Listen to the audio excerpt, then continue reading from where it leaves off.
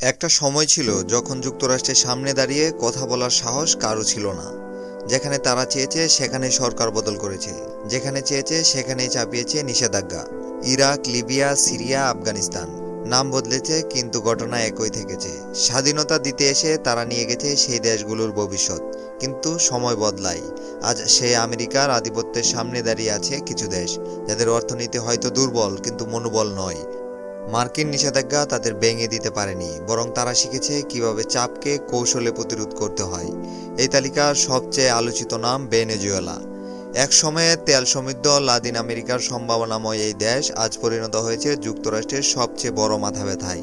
বছরের পর বছর নিষেধাজ্ঞা, অর্থনৈতিক চাপ, রাজনৈতিক অস্থিরতার মাঝেও ভেনেজুয়েলা পুরোপুরি মাথা নত করেনি। 2025 সালের শুরু থেকে যুক্তরাষ্ট্র ও ভেনেজুয়েলার সম্পর্ক আবারও চরম উত্তেজনায়। এরই মধ্যে আমেরিকা ক্যারিবীয় সাগরে মোতায়েন করেছে একাধিক যুদ্ধজাহাজ। ভেনেজুয়েলার উপর চলছে কড়া নজরদারি। অন্যদিকে ভেনেজুয়েলাও চুপ করে নেই। দেশ জুড়ে বাড়ানো হয়েছে সামরিক প্রস্তুতি, মোতায়েন করা হয়েছে বিপুল সংখ্যক সেনা। পেছনে রয়েছে রাশিয়া ও চীনের মতো শক্তিশালী মিত্র।